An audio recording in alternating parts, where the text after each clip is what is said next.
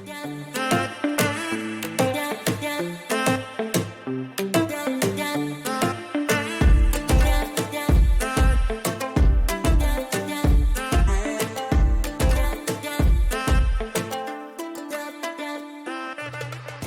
everyone and welcome to DAO Demo Day. My name is Ken, editor of the publication. Extremely proud to be bringing this to you today to celebrate the DAO, to celebrate the grant recipients from Season 2. Now, this is going to be slightly different from Season 1 as all of that was live. But what we did is we interviewed multiple grant recipients. We stitched all the interviews together into one video for your viewing pleasure. So I'll give you a little taste of the names that we've got today. We've got Felix from the Content and Media Factory, Kirk, Banana Seed Art, Heavy D with FlexTag, Brian OCM with Rise Academy, James with NFT Canvases, OBG with 2 separate grants, one for Monkey Misfits and the other for NFT NYC community events. And then last but not least, we have Rabbi Gaines with SatStats. Now that is one heck of a lineup. I can't wait to dive in, get to know these guys a little bit better, find out what their project is, and then we can look at some visuals so you guys can see exactly what they've been working on behind the scenes. Now, let's play that sweet intro again because I kind of liked it.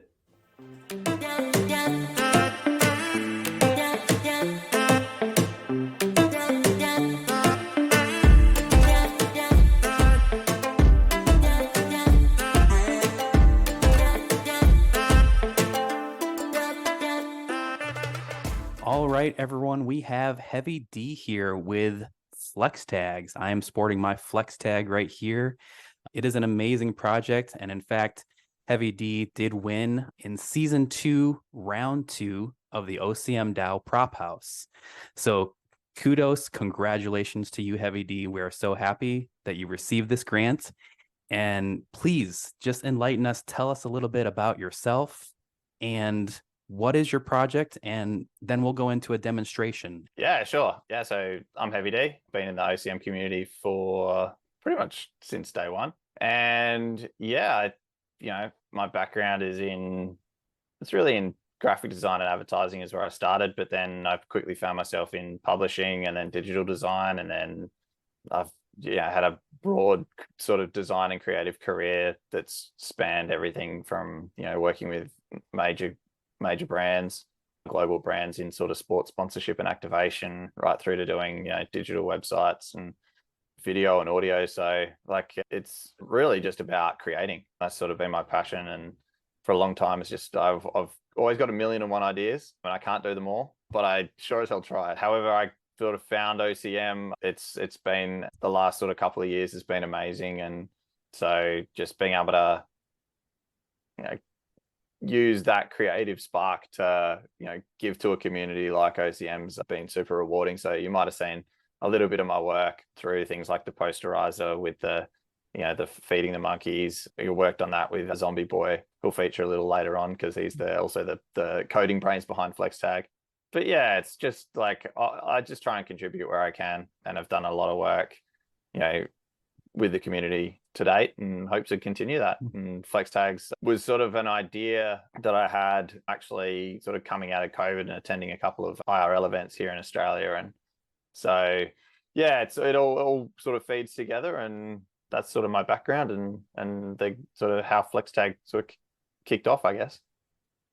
Yeah, well, I was wearing my Flex Tag to the NYC event in April, and I was super proud to be sporting this thing. It's clean, it's crisp, it's high quality, and yeah, I definitely love what you're doing with these Flex Tags. And it's cool because someone can walk up to it with their phone and they can just scan that QR code right there, and it takes them directly to the Twitter account and they can follow you right away. So super convenient, super stylish. So definitely love the work that you've been doing with these. Yeah, I appreciate that. So the whole reason FlexTag started really was when I attended NFT Fest here in Australia in Melbourne. It was a great place to connect and network.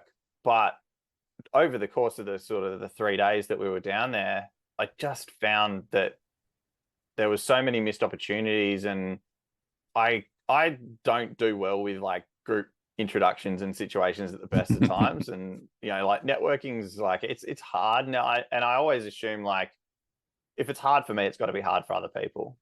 There was one sort of experience that I had where I was talking to someone and sort of just going through the rigmarole of like, hey, who are you? I ended up just asking them what their Twitter handle was. And I looked them up and I found out that I was already following them on Twitter. We'd already had a couple of interactions. I knew exactly who they were, what they did.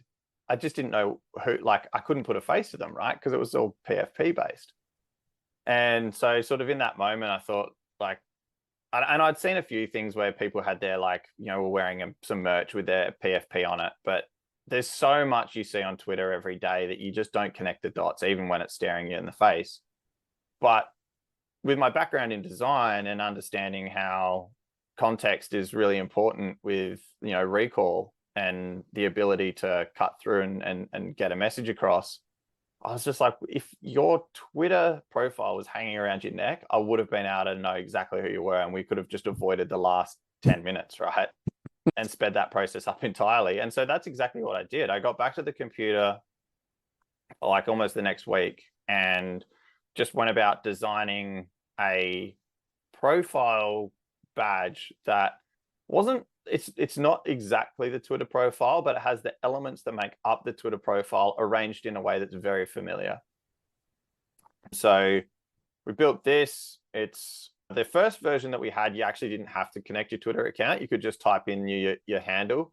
But with the API change, they've completely removed the free tier of being able to pull the API data out of Twitter. So we had to sign in with Twitter. So basically now you can just sign in with Twitter. It'll just take you here. You can just authorize the app. All it does is like be able to view stuff.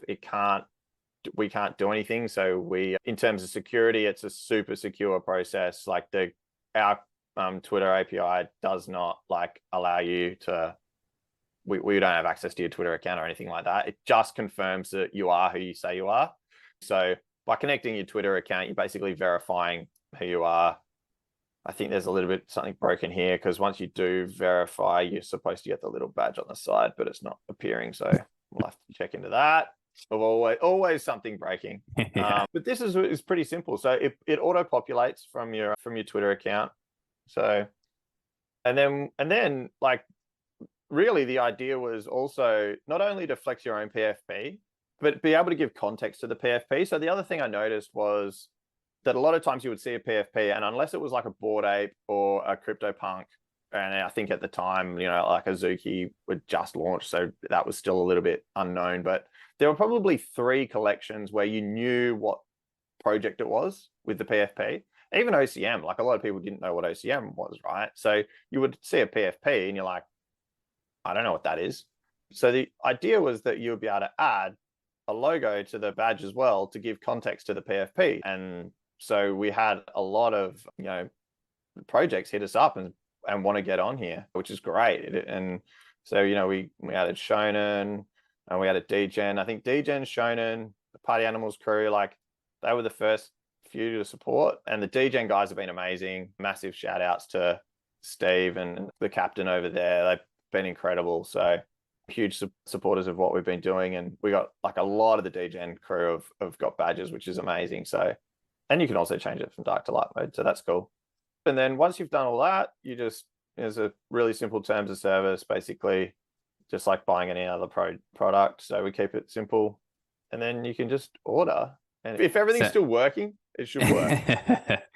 So from what I understand, Heavy, so people can go on here and they can, pay with a credit card, but the OCM community, they can also pay with bananas. And that's really good as well, because as we know, season 2 of the OCM DAO was all about stimulating the banana economy. So that's a really neat feature that OCM members can participate in, is paying for a flex tag with their bananas that they've accumulated over time. Yeah, they definitely can. So just at the moment, it's 100 bananas will get you a flex tag and 50 bananas will get you 50% off. And I just send you a discount code. But yeah, you can just do that through Discord.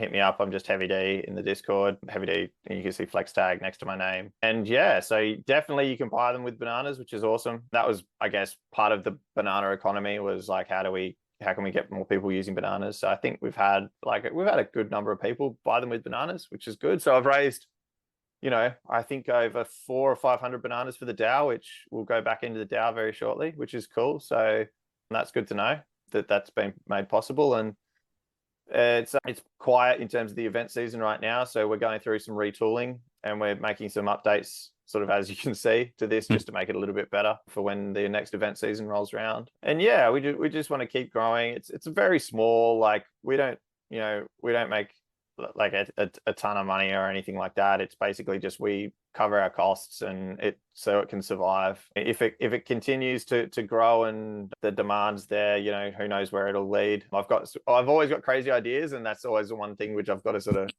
hold myself back on. That there's a million things I want to do with this. Right now it's serving its purpose, and we'll see how it goes. I mean, as you've shown, there was a lot of communities that wanted to jump on board with this, and they wanted to get their logo put on the flex tag, and they saw the value, and they still do.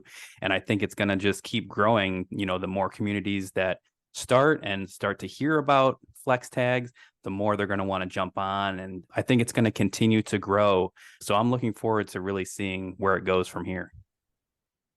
Yeah, I think so. We've got like a couple of little partnerships that we're talking about now, talking with a few projects on. Yeah, I'm excited to see what next year brings. I think we can do some pretty cool stuff. So, yep. I mean, IRL events, they're not going away. Everyone needs to be able to identify each other. And this is just a really cool way to do that and connect with one another. You don't have to carry a business card around anymore. All you need is a flex tag. Scan that QR code, bam, you're instantly connected with that other person. And it's just a great way to connect, grow your network, and just have a lot of fun in the meantime. So yeah, that's it. And there's people that have ordered like 2 or 3 of these, which has been pretty interesting because people change their PFPs, right? So that's something that I'm working on in the back, on the back end is one of the updates is how we manage that process for people so they don't have to just keep ordering, multiple badges. So we've got something in the pipeline for that, but we'll see how it goes. Love that. Well, thank you so much for coming on today, for supporting the banana economy and just being just an awesome community member. I've used Posterizer. That was actually one of the first things that I used joining the community. I have a flex tag. So it seems like anything that you put out, people want to use, I want to use it. So just thank you for your continued efforts that you put forth into this community and just, the Web3 space. So highly appreciate it. And again, it's been a pleasure, and I'm sure that we'll be talking again soon. Yeah, I hope so. I mean, none of this would have been possible, without the community. And so, I'm very appreciative and, grateful for all the support that the community has shown me over my time. And I do want to highlight Zombie Boy. Without him, the Posterizer wouldn't have been made. He was the original brains behind that. I just, put my design fingerprints all over it. Thanks to you as well, Ken, for everything that you do for OCM Magazine, for this kind of stuff. It's, to have community members like yourself step up and put these kind of like initiatives together is incredible. Well, you heard it from Heavy D himself. So it's been a great time, and we'll be talking to you again very soon. All right, chat soon. Love it. Rise. Rise.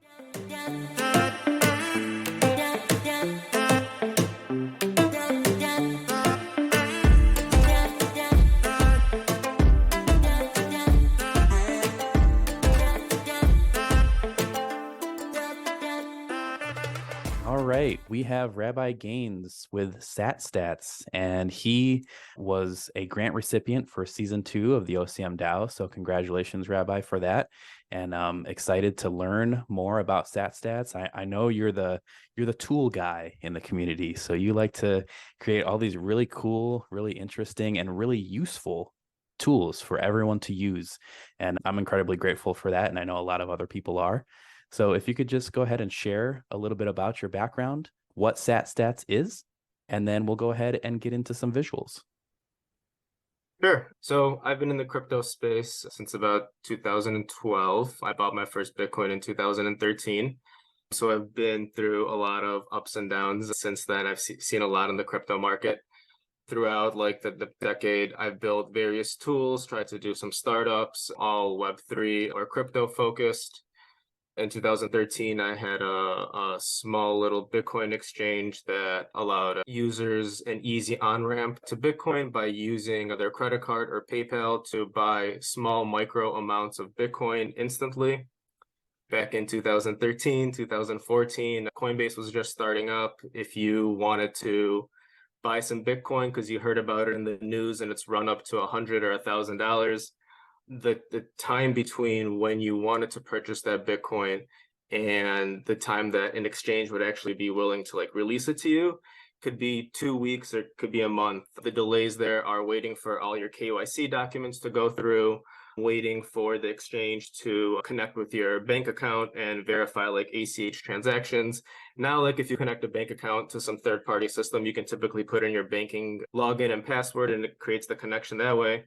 So I just had like a simple service where somebody was able to put in a credit card, buy like $10, $20 worth of Bitcoin max, and then see what it actually means to own Bitcoin, transact with it, maybe go on Overstock and buy themselves like a pair of socks or some candy or something worth $5. And like that's really how I personally learned about Bitcoin. I had read the white paper, but even like being technical, I didn't really understand it. It wasn't until I actually bought some Bitcoin, got it in a wallet, sent some transactions, started like following those transactions on the blockchain and like on a block explorer and seeing how everything kind of worked under the hood. That's what gave me like my eye-opening like experience into seeing like, okay, this Bitcoin crypto, this is the future of digital transactions. So you had this idea for SatStats. How did that come to be? And tell us a little bit more about that. So I was just looking to build something in ordinals, having my startup in 2013 with Bitcoin, that was kind of like an early mover. Tried to be an early mover here. With ordinals being so new, I tried to identify a problem in the market, a problem that I was personally having. And so like one of the problems I was having when I was trying to trade ordinals or find which ordinal NFTs I wanted to purchase is getting all the attributes or Satoshi metadata visible like on the marketplace pages. If I wanted to see the age of the Satoshi or rarity of the Satoshi or any attributes that are associated with Satoshi from looking at like Bitcoin frogs on the Magic Eden website, I would have to have another browser window open with ordinals.com. Into ordinals.com, I would have to paste the ordinal ID that I was looking at for Magic Eden. Then I would have to find the Satoshi that's inscribed on, click on the Satoshi, and then see all the metadata that way. And then ordinals.com doesn't actually give you attributes. It only provides you like the Rotomore rarity index, not like the exotic sats. So then you would have to cross-reference another website like Ord.io or a different explorer to get the information of whether that inscription also has any of those notable sets. So it was just a very inefficient process. I had some experience making browser extensions with the Desert indicator that I had made for the OCM community a few months prior. So this just made sense as an easy solution to inject a new UI over the thumbnails on ordinal marketplaces to show all this extra data that I wanted to see. For example, if you're looking at a marketplace like Ordinal's Wallet and you're here on the Dodge Punks collection page, what my extension is doing is it in the top left and top right-hand corner, it's overlaying this new UI. In this UI, the top number here, this is the date that the Satoshi, the ordinal is inscribed on, the data was mined. The number underneath is the block height. These icons, which are all grayed out in this particular instance, indicate that any attributes, if these icons were colored, they would indicate that this null is inscribed on a Satoshi with whatever icon, is highlighted. So this is first transaction, this one's Nakamoto, this one's Palindrome, Pizza Sats, and Vintage Sats. And then this indicator for common at the bottom here, this is the Rotomore rarity index rarity. So common, uncommon, rare, epic. And this is the main feature of the extension. It works across Ordinal's Wallet. It works on Gamma. This is an example of ordinals that are on uncommon sets You can see that this is an uncommon set because now it's labeled uncommon and not common. So it's just an easy way to see all this data as you're scrolling through all the collection listings. So this is on Gamma, and then Magic Eden, same type of deal, where you see the metadata for the Satoshis. So that's like the one killer feature that I built the extension around. Since then, I've been trying to expand, give it a larger feature set that's geared towards ordinal traders in general. So this is the extension. This is the little trigger that controls whether this data shows up on the marketplaces or not. There's a feature where it's a SAT scanner where you can enter an address and it'll tell you any rare notable sats that you might have in your wallet. And then we have like a partnership with Satting where you can click this link directly. It will pull up your wallet with Satting, and they have a service which will help you in one click basically extract that rare notable sat or inscribe right on it. Another tab that we have here is a price tracker. So this first one is for BRCs. So here you can add BRC tokens for price tracking that you want to see. On the other side, it's for ordinal collections that you can add into a favorites list that's saved to easily reference floor prices or the current prices for any ordinal assets that you have. The last tab that we have here is a mempool quick look. It shows you the recommended transaction fees if you want to, for sending Bitcoin transactions between like slow and fast speeds. It shows you how many current transactions are in the mempool, and then it shows you the estimated time until the next block or how long a block is overdue. So blocks are estimated once every 10 minutes. This is showing that we're about 20 minutes overdue. We were expecting a block about 20 minutes ago. But even though it's an average of 10 minutes, it's unpredictable. Sometimes you can go an hour without a block, sometimes 2 hours without a block, and sometimes you can have 3 confirmations within a minute. So it's unpredictable, but averages to be about 10 minutes. And this is just an easy way to know, just a quick look at the mempool to see what kind of speed you want to send your transaction at, to get the results you're looking for. And then just the settings page at the end here. Well, this is a really great extension for those who are interested and they want to check it out and they want to get started. How would you recommend they do that? So satstats.pro is our website on here. We have a link where you can download it straight from Google Chrome. This is the easiest way to install it. It's a one-click install where you can just click this. Right now it's telling me to remove from Chrome because I have it installed, but had it not been installed, it would say add to Chrome. You click it. There is a warning dialog box that comes up that says this extension has access to change data on web pages. Unfortunately, that's true because that is the main feature of the extension. We are changing data on the website by adding this additional HTML to display this. So don't be afraid of that warning, essentially. Don't be afraid of that warning to kind of like calm people, because this does run alongside, your wallets and crypto, and you should always be safe. There's an open source version available on GitHub as well, which is, anybody is able to comb through the code. It's not that complicated of an application. And then if you wanted to install from the GitHub source, you're able to download it, install it from the GitHub source, and then I give some installations how to do it from here instead of from Google Chrome. We're also available on Twitter, SatsStatsPro.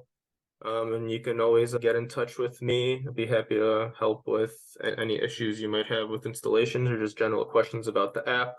It's supported on Google Chrome and the Brave browser. Well, we'd just like to congratulate you for SatStats on being a grant recipient, and also for your recent launch that you did with Squares. So that was a really, really cool thing you did. So you're just continuing to impress and amaze, I know, myself and a lot of people in the OCM community and the Web3 space in general. So really appreciate your time being here and showing us your project, and we can't wait to see what you come out with next. Thank you, Ken. I appreciate your time. I also want to thank everybody who is part of the DAO for approving the grant. I'm really hoping to be able to give some value back to the OCM DAO for showing me this support. I'm so really excited for the opportunity to grow together. Great. Well, have an amazing rest of your day. Awesome. Thank you. Thank you.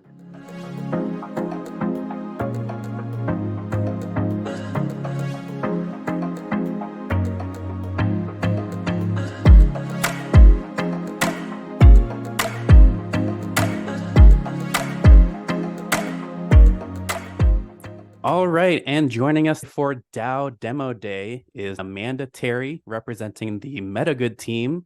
She serves as the COO. She's the co-founder of OCM and the OCM DAO.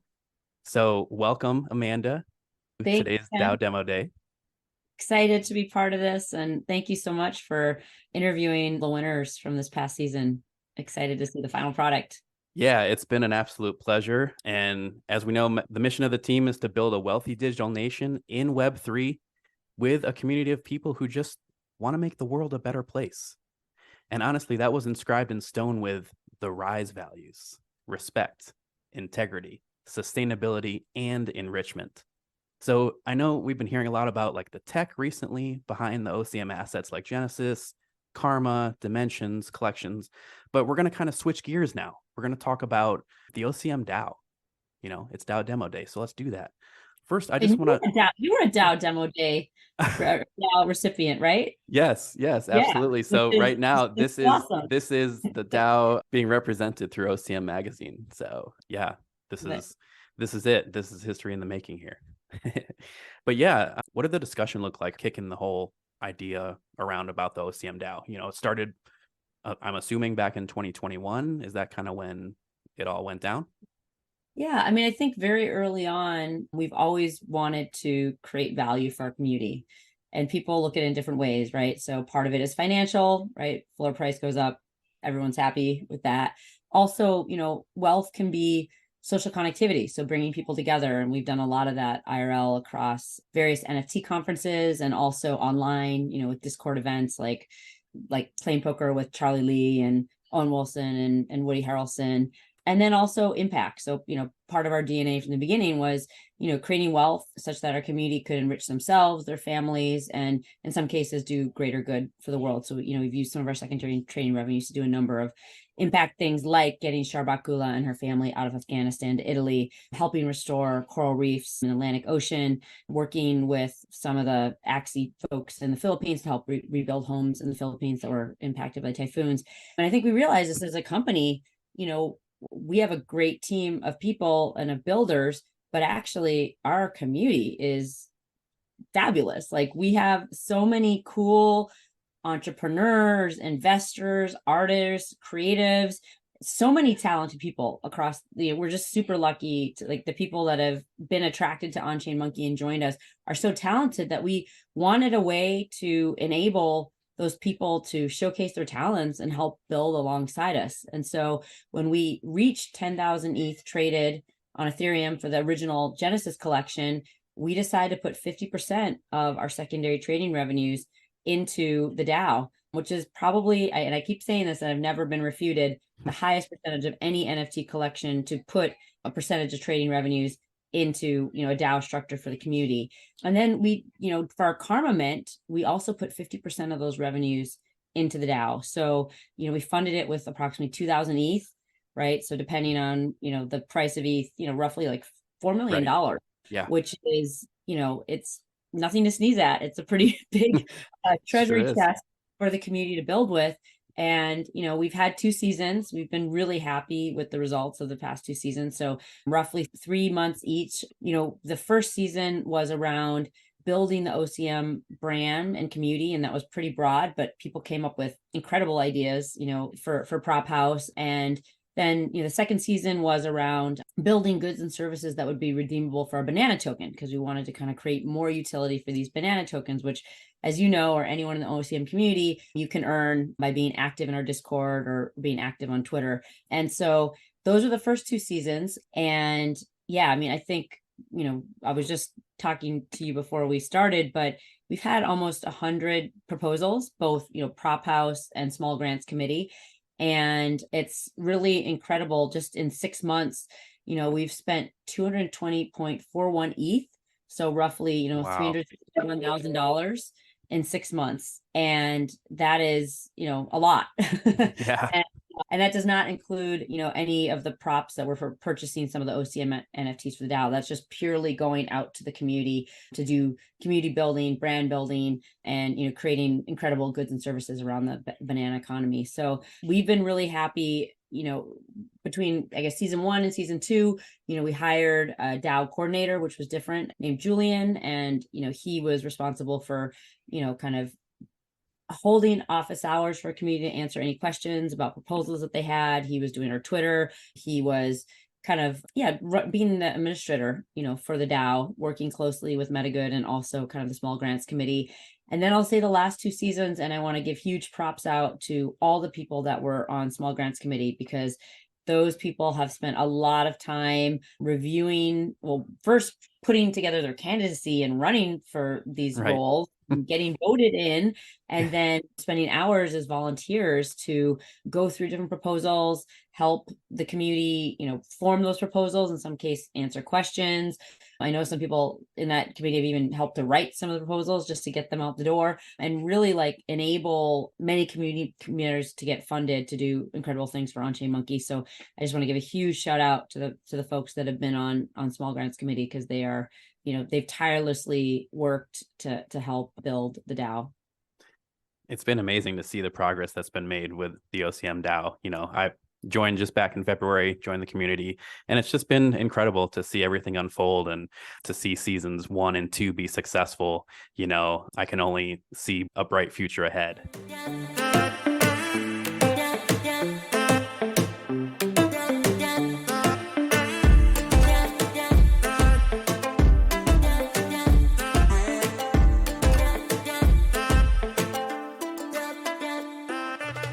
All right, we have Kirk here with Banana Seed Art. Kirk, how are you doing today? Doing great. Thanks for having me. Yeah, thanks for coming on. If you could just tell everybody just a little bit about your background and what exactly your project is. Yeah, so I'm an artist, and I have been building beautiful 3D sculptures for the past maybe 10 years. I design them in my computer, and then I use laser cutters, CNC routers, 3D printers to fabricate them in real life. So I can just show.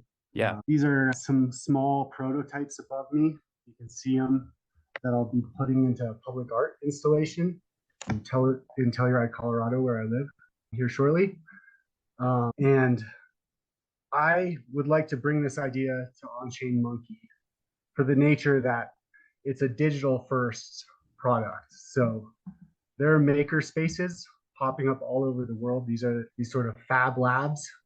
And so what I think is so interesting about this medium of art is that you can share it globally instantly, and you can have decentralized nodes manufacturing goods all over the world. So it's great to build it here locally in Telluride, but I really think there's an opportunity to blow it up big and create a global network of monkeys building art for the On-Chain Monkey Nation.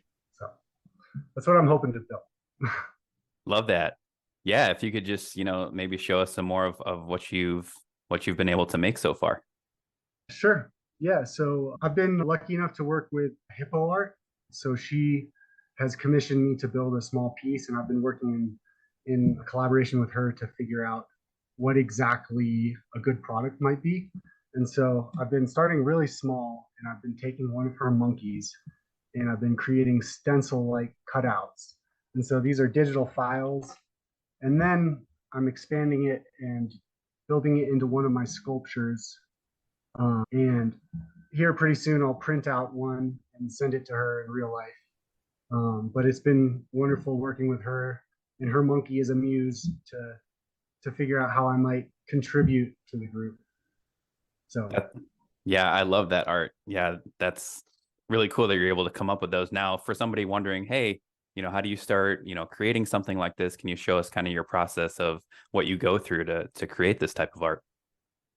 Sure. Yeah. So I think one of the interesting things about this form of art is it can take a really long time to build the digital file, but once it's built, it's there, and you can press print again and again. I could share it with a newbie, and they would hopefully be able to fabricate this stuff. So I'm hoping to share the files with the group and maybe even employ some factory workers around the world to join and collaborate. But I start by working with Hippo Art, was with her monkey, and developing a good stencil. And then I build this sort of 3D, it's like a tube, and then I take slices of it to create these 2D files. And then finally, I'm able to take it into 3D. And so this is what the final product of this particular iteration could look like. And this is the one I'm working with Hippo Art on. And so now I could decide to build this out of paper, metal, plywood. It could be made out of gold. It could be, like 8 feet wide. It could be really big, is my point. Like, it's very scalable. And then my hope is that more artists would be interested to join this group. And I've seen several people dabbling with 3D printing some of the dimensions. And so I feel like that is another aspect of this where we could start to physicalize a lot of the digital art that the group is building and bring on other digital artists who are doing the in between physical and digital. And I think the NFT is a great medium to establish credit and credibility and authenticity of the creation. So I think if we could give value to these digital assets in this way, we could start to galvanize the flywheel of the maker movement. And that's my hope, my dream with the group. So you mentioned different materials that can be used to make this art. What's one of your favorite types of materials that you've used over your time making these? Yeah, that's a great question. I would say there are two interesting ways to think about it. One is the most scalable way, which for some of my sculptures would just be paper and string. So you could use recycled cardboard and string and build these sculptures anywhere in the world. So my hope is anyone with access to paper and string could build these. And then on the other end of the spectrum, there's a really wonderful material called paper stone, which is built out of recycled paper, and they compress it with resin, and it's certified by the Forest Stewardship Council. So you can get some environmental credits for using it. So I like thinking about it in different ways of the quality of the material, but also the scalability of the product. So if someone wanted to get started, making this type of art, what would you recommend would be the first step where they could actually dive in and start learning and start, making art like this? I would say the first thing would be Google makerspace near me, and likely wherever you are in the world, there's a makerspace within reach. And then maybe hit me up and I can send you some on-chain monkey files and help guide you into the space. And hopefully you meet a wonderful community. You build a physical product, and maybe you could get paid in bananas for selling it. So maybe you start your own factory. But that's how I'd recommend dipping your toe. Great. Well, one last question for me. What's on the horizon? Is there something that you are looking to accomplish in the next month, 3 months, 6 months down the road that you're a little bit excited about? Or is there any alpha that you can give us today? I would just say that I'm busy building right now, and I've got some cool. I've got a gallery showing coming up this weekend in Telluride, and I'm hoping to share a piece or two with Hippo Art stuff. And then I've got a bigger install, but hopefully pretty soon I'll just start sharing files with the group, and eventually I have a vision of minting these as NFTs and maybe putting them on ordinals. I think that's the proper medium to value the art. And so I don't know if that's alpha or anything, but it's fun. So. No, that was perfect. Yeah, definitely take a lot of photos and maybe some video at that event and share it around social. Definitely interested in checking that out for sure. Yeah, I will. All right. Well, thank you so much, Kirk, for coming on and sharing your banana seed art project with us. It's intriguing, and I can't wait to learn more about it here in the near future. Yeah, thanks for having me. It's a pleasure. What would you say are, 2 or 3 projects that kind of excite you, or, you're looking forward to seeing bloom in the future? Yeah, I mean, gosh, I will give just maybe a few. I'll give 2 examples from season 1 and maybe one from this last season. But I think one of the projects that seems to have done quite well as a business is just, the NFT canvases business that was started from, some of our holders. And I think they, are printing high quality prints of NFTs, and they started with the On-Chain Monkey community. They gave some out during our spaces, but now they've expanded to a number of other communities, and they give a small rev share back to the DAO. So, that's one that is actually, I think quite a sustainable business and kind of grew out of On-Chain Monkey and our DAO funding, which is awesome to see. And another one I'll just mention from season 2 was, we in Small Grants Committee took this on, was kind of helping with a lot of the in real life events. We decided, we have such an incredible community that are located all over the world, that actually having them help, we had help with NFTLA, we had help with NFT NYC, and they plan, an incredible 3 days in New York, everything from On-Chain Monkey Misfits. So that's another one I have to give a shout out to. Yep. Workouts in Central Park in the morning to happy hours in the evening, and culminating in, a private party on the New York Stock Exchange floor, which was just so killer to see our monkeys. It was fantastic.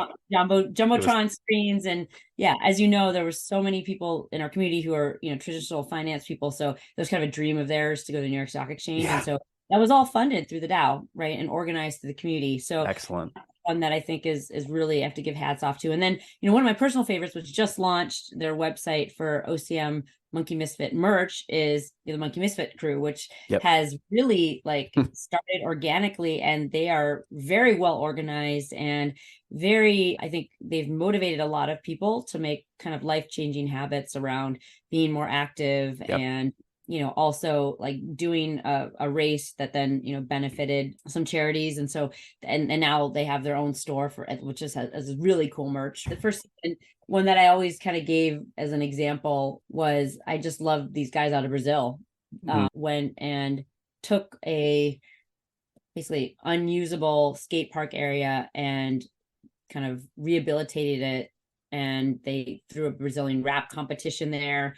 And if you look from the top down, it looked like an on-chain monkey kind of from the top. And then around the side, they painted karma monkeys, just really cool. And they also went on that same team, and they went to an orphanage in Brazil, and they created on-chain monkey coloring books, which they gave to the kids there. They got Santa to come, and that's really cool. A special day for these kids, with some just on-chain monkey fun coloring books and branding and theme. And so that's another one that's just really heartwarming, I think. And so, but there's just so many examples. I mean, there's creators that have, Arctic Mosaic has created, incredible OCM Monkeyverse, really a whole digital universe in Sandbox, and people can go play in the Sandbox game of On-Chain Monkey. And, it was really cool because Sebastian Borget, who's one of the founders of Sandbox, actually came on Spaces and kind of, gave him props for what he created. And so those are the type of things that can kind of happen in the DAO through our network. Is you can be a creator, you can get funding, you can also get connected with, some of the organizations that, the platform, right? The Sandbox platform. So it's pretty cool. Some of the stuff that the connections and the connectivity that's kind of happened through On-Chain Monkey. There's been so many amazing people that have stepped up and submitted props and reached out for funding through the SGC because they had a cool idea. And it's just been amazing, seeing these projects come together and really come to life. It's been really interesting, and I'm really looking forward to seeing more.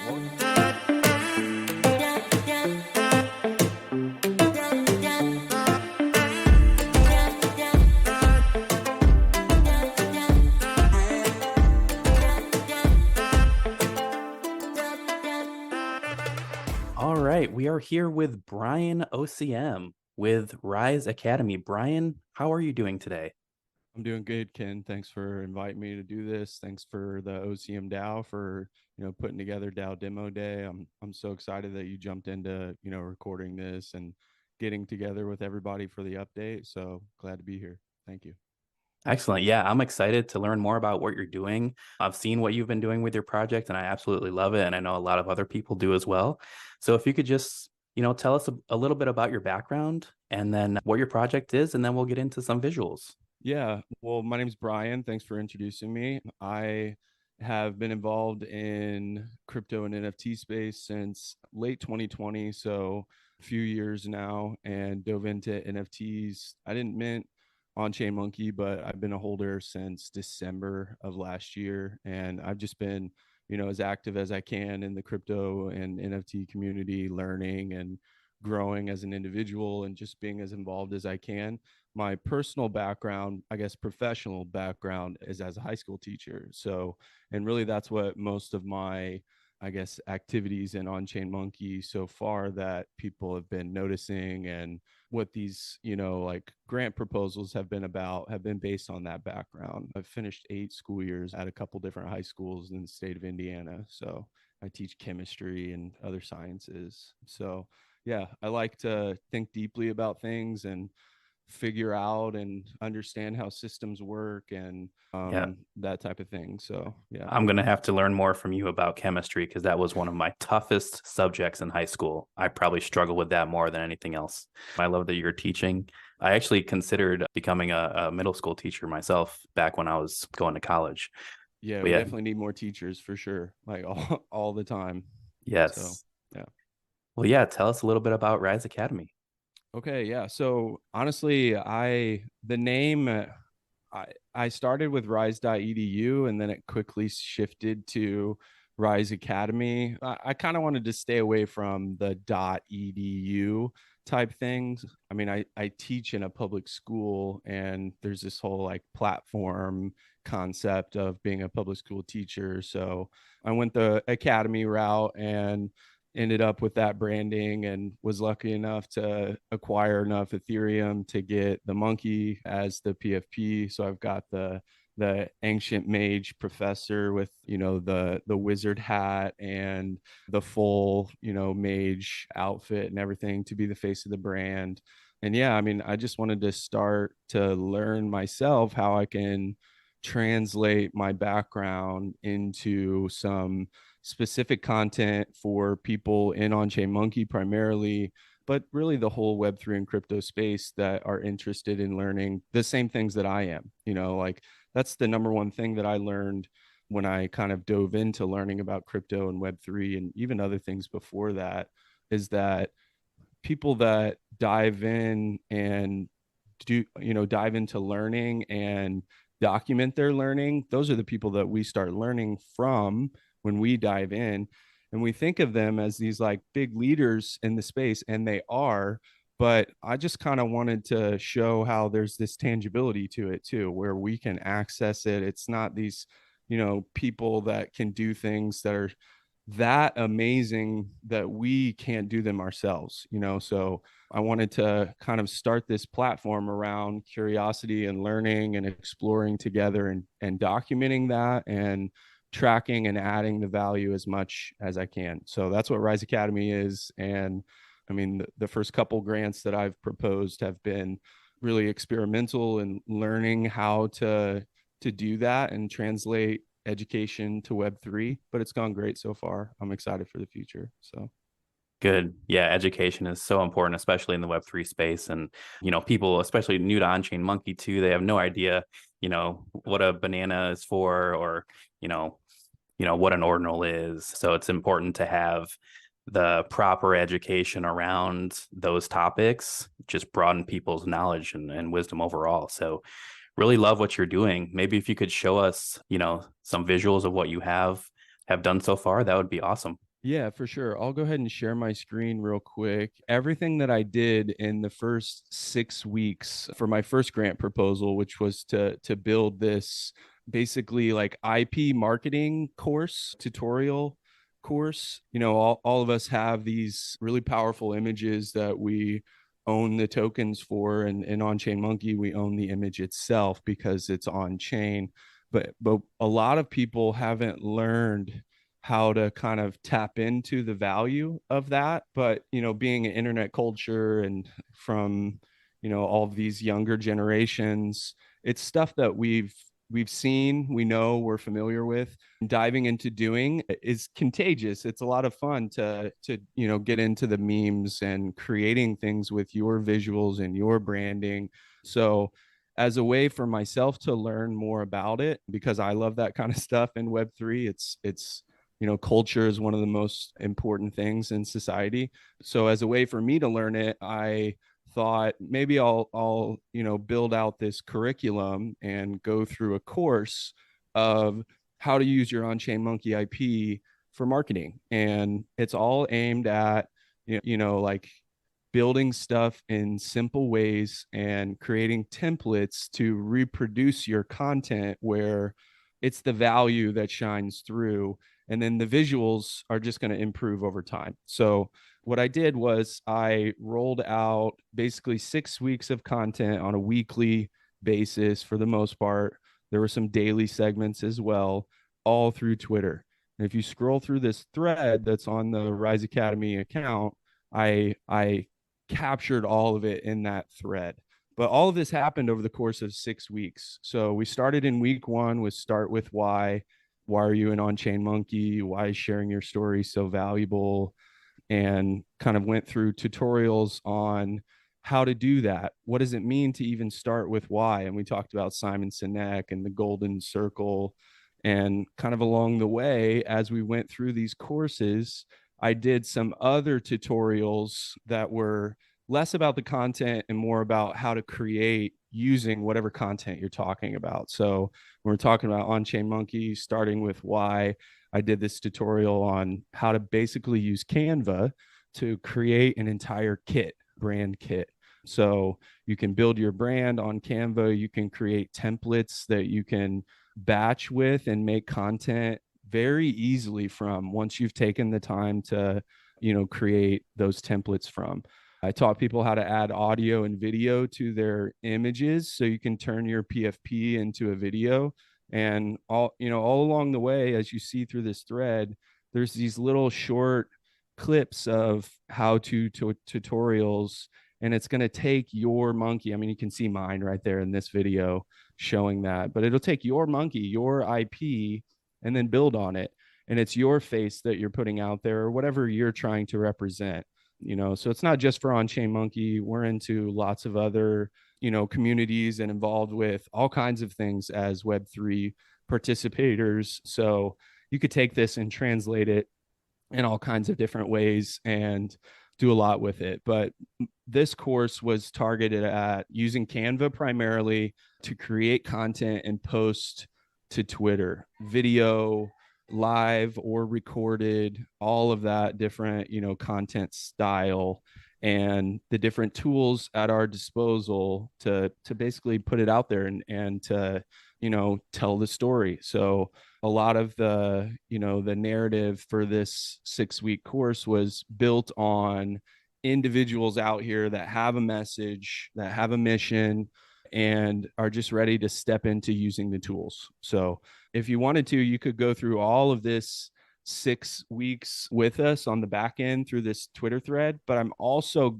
post-producing it into some different forms. So look out for things like slide decks. I'd hope to put together a website. I have dreams of even like token gated banana courses in the future, but we'll see how far we get. But that's all for basically the first one.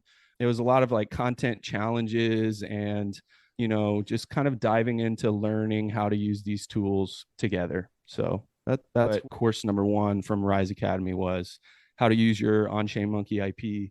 And then right now I'm working on why on-chain monkey as sort of an onboarding and orientation course. So that's kind of like launching right now. And if you want, you can follow along. We've already done some Twitter spaces that have been awesome.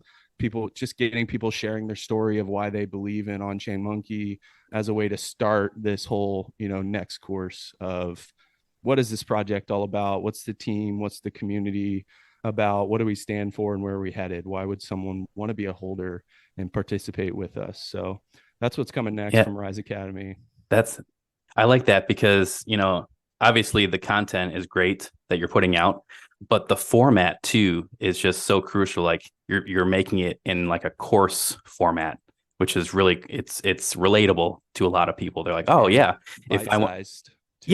yeah, it's like if I want to learn something, I just sign up for a course or I go through a course and then I can do it. So it's like very simple way to, you know, get people's attention on a certain topic and then have them dive in and get some value from that. So Yeah, and it's at their own pace. I mean, I'm trying to put it on these platforms where it's accessible for people on their time. I mean, we're a global community in On-Chain Monkey, so I've tried to think about those things and allow for access for really anybody on any level. So well, I'm excited. We're happy to see you doing this and can't wait to see what you continue to pump out and what continues to happen with Rise Academy. I know it's going to be great. It's been a pleasure seeing what you've been putting out so far. So thank you for all that you do for not only just On-Chain Monkey, but Web3 in general.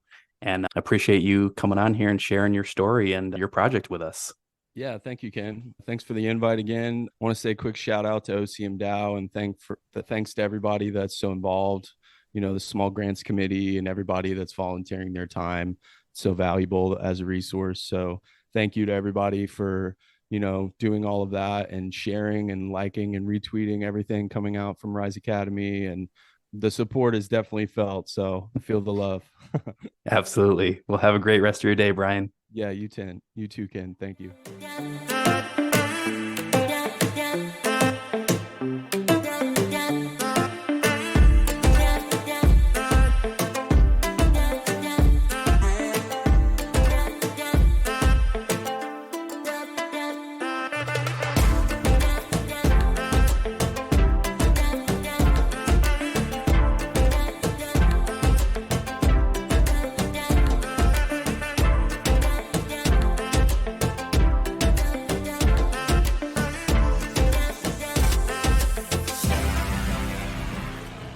All right, everybody, we have Felix today with the Content and Media Factory. Felix, how are you today? Good, thank you. How are you? Wonderful, thank you. So you were one of the Season 2 OCM DAO grant winners. That's amazing. Congratulations. Could you please tell us a little bit about yourself, about your project, and then we can dive in and actually look at some visuals of your project? Yeah, certainly. So I'm Felix, also known as Cypherfunk on Discord. Some people actually know me at Frame on Twitter. I've changed that, so I hope that doesn't cause any confusion anymore. I'm just Felix now on Twitter. I'm a musician mainly. I'm an artist as well, and I'm also a technical employee here at the museum in Berlin. So that's what I'm doing aside from being involved in On-Chain Monkey. I've joined the Monkeyverse 1st of February 2022, and it was actually today I got the job here at the museum. So very special day for sure. So yeah, it's been a while, and I've been, for me, On-Chain Monkey is kind of my Web3 home. This is where I'm at mostly, my main community. I love every person that I'm in touch with. I love working with the folks that I've met amazing people in real life as well. And yeah, it's just great to be part of it. And over the last couple of months, well, I wouldn't say I have developed this idea that it was more like a group effort of like if you other, artists in this space that joined the On-Chain Monkey community a while ago. And we've already pitched, I think, 2 projects, like smaller things that got approved. One from the Small Grants Committee, and that was the one for the 3D model of the monkey. I did that with Man Over Mars and Cole. So now we have like a completely 3-dimensional model of our Genesis monkey that's already been used in the mini game. So that's something we've been working on. And before that, I've done the mission banners, another kind of art related project where everyone who wants to showcase their like full body Genesis monkey is able to come up to me and request it, and I'll like put it in this like Twitter banner thing. Yeah, and like just all these ideas like led to this kind of broader idea of creating like a hub for and from artists and for the community. And so the content and media factory kind of, this idea evolved also together with Sophia. Actually, like we've had long calls on how to also incentivize more creative power within the community, and we came up with this idea of like, yeah, creating this platform where we can incentivize collaboration. And the idea has developed quite a bit in the last few months. I've put together a very talented team. So we have Heavy D, you know, people know him for FlexTag and other amazing things he's done for the community. He's more like on the advisor side of things. He's providing incredible, valuable input. And then we have Daniel, who's also based in Germany. Actually, he joined the Yonchimanki community a while ago, like a couple of months ago, and we immediately got in touch. And he's, you know, he's handling the web design side of things. He's also done the logo. Like, he's incredible in terms of logo design. Like, I love his work. Very, very great stuff. And then Zombie Boy, he's been incredible in terms of like website development. He's also done the posterizer with Heavy D together. You have like these Twitter banner templates where you can add your monkeys, and you have like this full set Friday thing, for example. That was actually one of the very first sites that I went to upon joining the community back in February, because I wanted to know how to get all three of my monkeys together to be able to post on Twitter. And sure enough, there was a tool ready to go on Posterizer, and I thought that it was amazing, and I still use it today.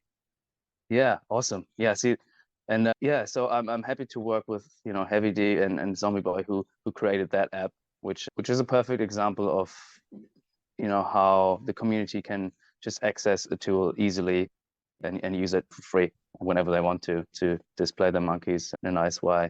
So yeah, and we want to leverage that, you know, we want to kind of provide more tools like this, and also just make it much easier for community members to find the content, the desired content that they're looking for, whether that's Twitter banners or, you know, the 3D model, or even maybe a meme maker, you know, something like that. Just any kind of content that we come up with, you know, that the creators of the community create. And yeah. So basically, with the content and media factory, you kind of put all that together. It's a central place where community members can go and find the content they want, find the creators they want, and just all in one place. Is that kind of the goal of the content media factory?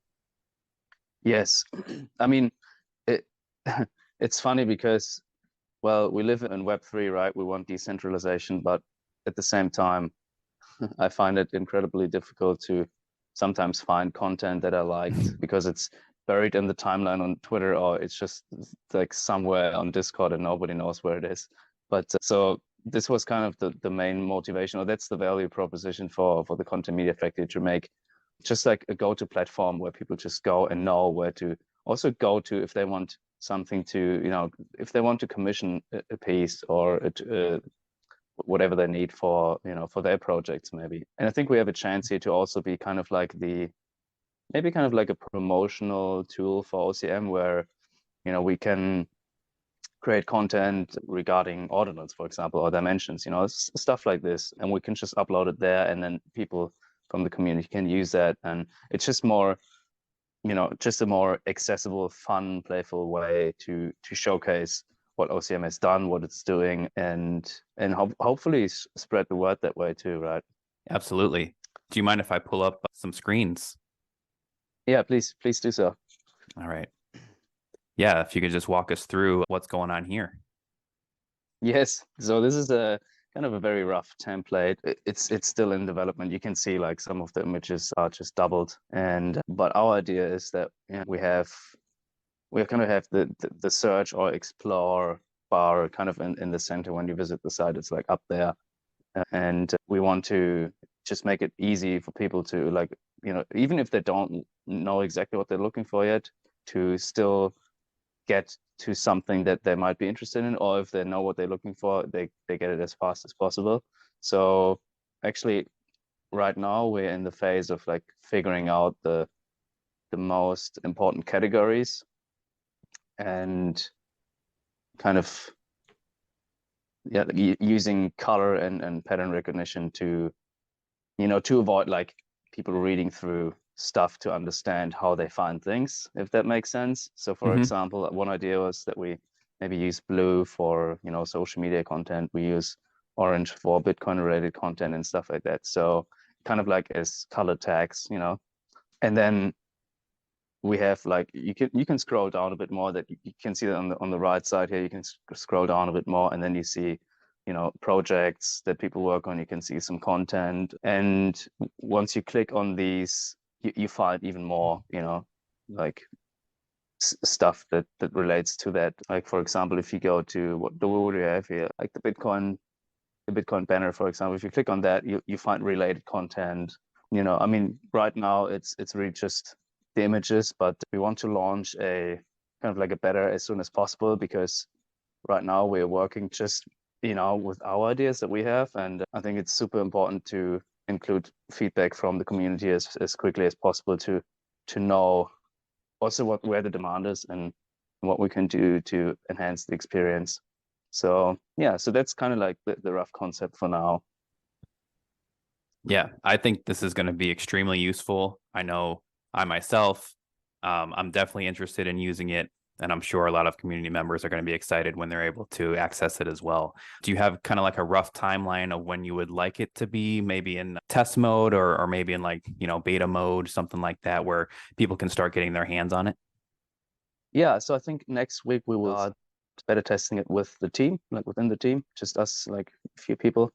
And then maybe another week or two, we'll be ready. It depends on how fast we can, or like how much we have to improve. And then I guess like, well, it's always hard to set kind of like, time frames, and I don't want to overpromise here, Right, but right. I'm very sure in the next couple of weeks we'll be able to show it to the community and to be able to provide like a first insight and also collect feedback. So for example, I would love, if you with the OCM Magazine would like you to be able to sign up to put your project there, so people can find you there as well, and maybe some content you want to provide as well, so people can find it easily. And then once they click on your project, they will have all the links that lead to the website and stuff like that. So Yeah. Your feedback will be very valuable as well. And yeah, I definitely love that. Hit me up as soon as it's ready and jump right in there and try it out. I'm very eager to see it and play around with it. So we're just excited to see this project get launched, and excited that the DAO, funded you guys, and now you can soar, higher than you even thought you could before. This is the beginning of some great things to come. So thank you so much for your time and showing us your content media factory. And it's been a pleasure. Thank you, man. Yeah, likewise. Thanks for your time. Thanks for the interview. You're welcome. Have a wonderful rest of your day. Thanks, you too. We finished 2 seasons already, so we're going into the 3rd season. What do you kind of expect to see maybe happening in the 3rd season?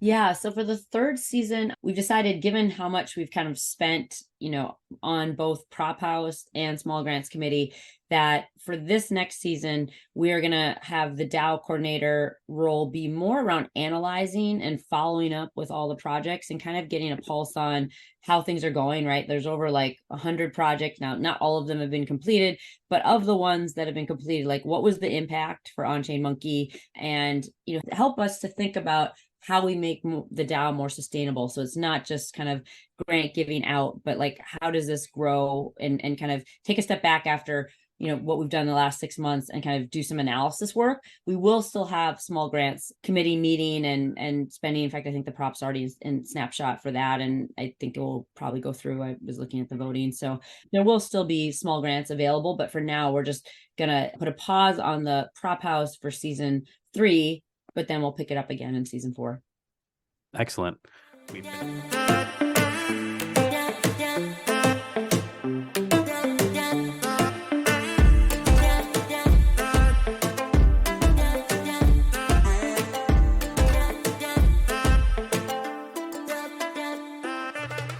Okay, we have James here from NFT Canvases, and he was a Season 2 OCM DAO grant recipient. So just want to say congratulations, and how are you doing today, James?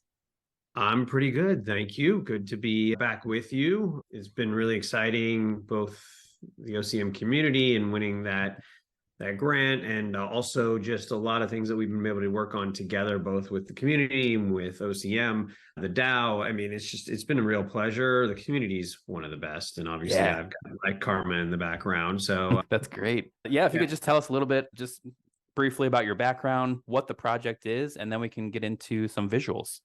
Yeah, absolutely. So, my background's been in marketing and advertising, working in radio and television for CBS and Univision for 15 plus years, ran a boutique agency, that builds websites and does marketing and advertising for different companies. And I'm also a fine art photographer who shows at like different galleries and shows like that. And it's kind of how I ended up getting into the NFT space originally, but ended up working with some projects and ended up meeting Phil, the owner of NFT Canvases, and we just hit it off and we complement each other in a lot of ways.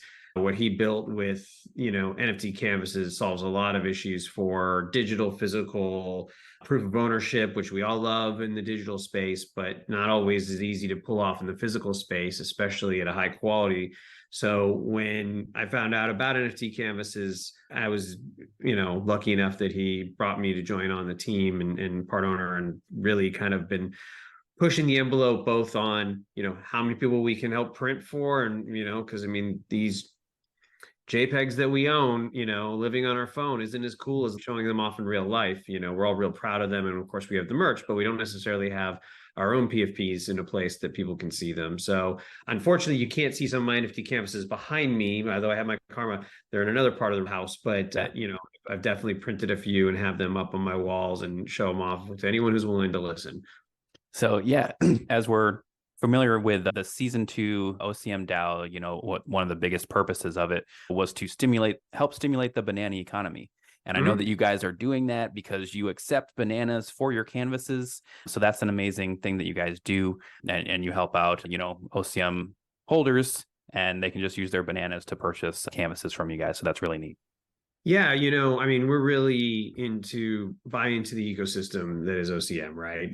Between the way they treat their community members, between the support businesses like us, that are holders, but also, trying to build something, unique and valuable to the community and, just in general, but also to the DAO, right? So yeah. Now currently you can purchase prints through there for bananas, but I wanted to make sure that, every time someone does purchase, 80% of the bananas go back to the DAO. So basically, you're kind of helping us recycle bananas right back to the DAO and keep it there. So, we want to make sure that we continue to do that. In fact, I wanted to kind of throw out here for the first time that we'd be willing to do it for Season 3 as well, and just continue that kind of process for anyone in the community. So, if you're going to use your bananas to get a print, that it's going to both get you a print, but also contribute back to the DAO. That's amazing. Love what you guys are doing. Yeah, if we could see maybe a demonstration, some of the things that you guys are working on, that'd be great. Absolutely. Let me pull up something for you. Okay, so let me just give you a little preview before I jump into this. This is actually one of the Karma Monkeys we did for Dr. Soldman Gax, who got an extra special print. We took it to another level, as we like to do. What we typically do is let me show you and then I'll kind of explain it after. Okay. So you can see there the resin coated glasses, how the NFC tag works, brings it up, show proof of ownership right there. Very simple. You don't have to have an app, and you can see just the quality of the print really jumps. Yeah, it does. So I want to mention St. Henry here in a second as well. So, ultimately what's really cool is, we have prints that you can print for pretty inexpensive for such a high quality print, but we are working with some artists, a guy named St. Henry, who actually helps us make him come across and pop even bigger. So if you noticed in the video, the glasses actually had a sheen to it. It's a plastic resin coat that gives the glasses, when you look at it straight on at night, it doesn't look like much is there, maybe a little gloss, but if it reflects some light, it actually looks like it's much more. The t-shirt has gold leafing through it. It's kind of like a Versace type of t-shirt. And what's really cool is the experience is beyond belief. So working with St. Henry, he's the one that does a lot of that extra work. He's an amazing artist that we partnered with. But what also happens is we ship it in a box, and that box comes more like a crate. You have to get a crowbar to open it up. But what we do is we actually send you the crowbar ahead of time, and then as kind of part of the experience, and then you get your print delivered, stretch frame, whatever you want. And then you got to kind of crowbar it, and then it's got your name and the logo of OCM on it on the inside of the box. So I don't know, people are going to lose storage in their garages holding onto these things, but it's a whole experience. It's really cool. We've been really kind of diving into that as much as just doing the regular prints, because people who spend, thousands to tens to hundreds of thousands of dollars on these NFTs, you should be proud of it. And if you're going to display it, it should be in a level that matches the cost and the investment you put into it. So you can be really proud of it when you look at it every day, when you get your coffee in the morning or wherever you put it, right? So we really want to enhance the experience in order to make it really pop. Yeah, and you've done just that. There's many happy customers that have gotten prints from you guys, and the quality is just out of this world. Super impressed with that. You guys are quite the success story, and you're helping not only OCM, but other NFT communities as well are jumping on board and wanting their NFTs printed and displayed. So it's a really neat thing what you guys are doing.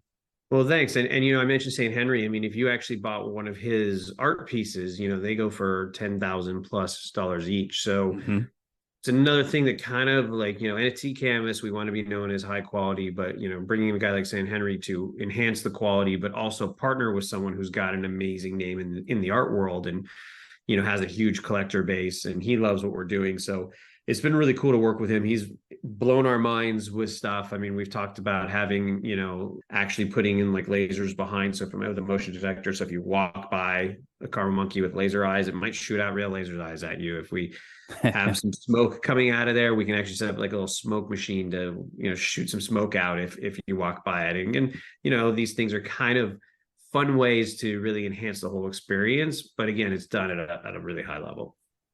Say someone wanted to pick up one of these canvases, what's one of the best ways to do that? So really, you can go to our website, and if you connect your wallet, which, we don't necessarily think that everyone wants to do that. So you can use it through delegate.cash. Okay. That's one way where you can do it. It automatically brings up your wallet, and then anything in your wallet we can, print, because we have that proof of ownership. So that's one way of doing it. Probably the more effective way is to find us on Twitter and DM us, or go to the Discord channel and join our Discord channel and DM us, mostly because we really try and at least want to have a conversation with you about what kind of customizations you want, how big or how small do you want it, 18 by 18, 20 by 24. Well, that's great. Are you going to put it in a frame? That adds a few extra inches. Did you think about that before you purchase? Things like that are good. Plus, in this space, everything's about relationships, and everything's about kind of making those connections. And we want to continue doing that. We've built the business almost completely off of word of mouth and referrals. And it's all because we've delivered, such high quality. So we want to keep that kind of personal attention to everyone in this space, especially at the OCM level. Awesome. Well, thank you so much for sharing. We appreciate it. And best wishes, best of luck to you moving forward in the future. Well, thanks for having us back. Really good to see you. And, you let us know if you need anything, and we'll take care of you. All right. That sounds great. Have a great day.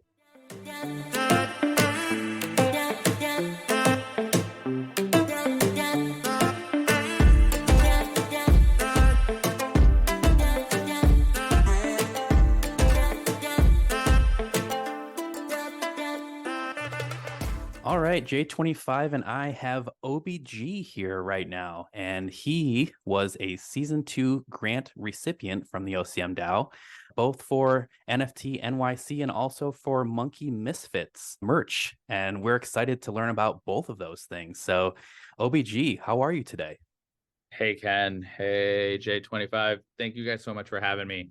Doing great back at my Web 2 job, being a doctor, but I'm excited to have this little break in my day so I can talk all things on-chain monkey. Awesome. Yeah, just tell us a little bit about your background. What exactly is, Monkey Misfit? And then we can go into some visuals. Great. So I'm an obstetrician gynecologist, hence my handle OBG. I've, been doing that for about 10 years now, 10 years after training. and I live in the Northeast, headquartered in New York City, and came into the OCM community late last year. So after OCM had their 1 year anniversary, and my big sort of foray into it was actually Monkey Misfit. Monkey Misfit's a sub community that actually got started off by Hippo Art when she sort of was rising to the challenge, this fitness challenge that Danny had posed to the OCM community at large to do 100 pull-ups. And so, she said, I'm happy to try. I don't think I can do 100 pull-ups, but if there are enough of us that can pull together, scrounge up a couple pull-ups here, a couple pull-ups there, maybe we could get to 100 pull-ups. And that was kind of its inception. And from that, this sort of collective peer support fitness focus gathering kind of came to be, where we were able to, in those early days, use bananas to incentivize daily fitness participation and reward engagement in healthful activities with bananas, which we all know and we love, and they're our off-chain token for our ecosystem. But what started off as something pretty simple, where you just had to exercise and post and share with people your fitness journey, has really evolved into something that's really meaningful and has helped a lot of people at various levels of their fitness make some meaningful habits that are long lasting. So On-Chain Monkey is a really special community for me. Monkey Misfits is even more special. And so I'm really, really proud to be able to rep the Monkey Misfit leadership team, which is made up of 9, now 10 community members that we're all volunteering our time, but we're all doing it because we love working with each other and doing good while we sort of push forward this mission of enhancing the health and well-being of our community. Well, I was a happy participant in April at NFT NYC as we ran around in Central Park. It was a beautiful day, and just a bunch of us misfits just ran around, walked and ran, jogged. Beautiful scenery. It was just a great time hanging with y'all. It really was, and I think that that's a really important sort of part of what we do, and I think what Monkey Misfits will end up being as we move forward. Anytime monkeys get together, the misfits will be there, because anytime you have monkeys hanging out, we're able to kind of get together and do activities that promote health and wellness. And so that's the core of our mission and the ethos of our sub community. Well, great. J25, do you have any questions before we go into some visuals? I would say, what was your best experience with Monkey Misfits? Oh man. So when I joined On-Chain Monkey, so I'm one of 3. We kind of collectively walk around within the metaverse and NFT sphere. We call ourselves 3 guys, made up of Cam Crypto, TIE Fighter, and myself. We started off in one NFT project, and we've sort of been jumping around doing oddball jobs here and there, but overall we kind of work really well as a trio. And when we found OCM, we kind of joined it together, and we joined the Monkey Misfits together, and we have been sort of working with the leadership team at Monkey Misfit together. And so we initially got invited on to help spearhead long-term challenges, and one of the most meaningful parts of our participation has been the Couch to 10K challenge that we actually put on and organized this last spring. So we had 50 registrants over the course of 10 weeks who gradually increase their exercise capacity and their fitness tolerance to be able to walk, run up to 10K, which is a little over 6 miles over the course of 10 weeks. And in doing so, we helped raise awareness for a nonprofit organization here in the US called AT Children's Project.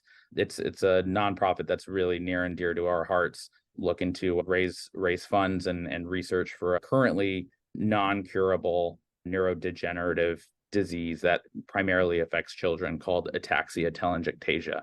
So we were able to raise a bunch of money for that cause, and also, have a handful of monkeys just really ramp up the amount of activity they were able to do. And so that's probably one of my most proud moments of being a monkey misfit. And during that time, I got to run with Amanda Terry, which anytime you meet Amanda Terry, that's just such an awesome experience. So yeah. Awesome. Awesome. Thank you for sharing for that. I remember that challenge, and it was very interesting for sure.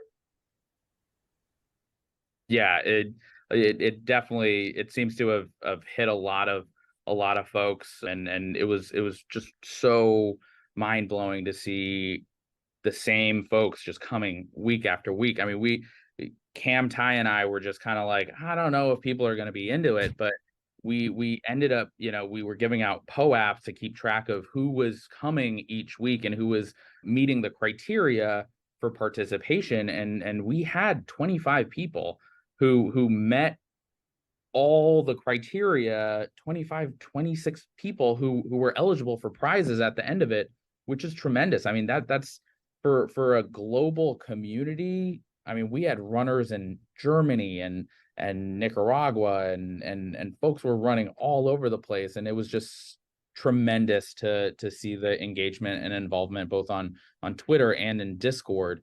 So yeah, I mean, I love everything that On-Chain Monkey stands for, and the fact that we've got this little fitness enclave that's helping each other and supporting each other no matter the level of fitness. I think it's just a really inspiring and wonderful sub community we got going on.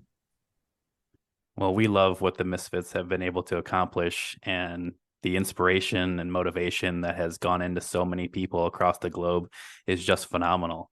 So we'd love to see what you've been working on lately. If you wanted to show us some visuals, that'd be great. Absolutely. Yeah, we're really, really excited. So part of, I've been gushing about the Monkey Misfits, and part of what, Cam, Ty, and I have been talking about is we want merch. We want merch that is as active as we are, and we want to be able to rep On-Chain Monkey and the Monkey Misfits when we're going to the gym or going for our runs.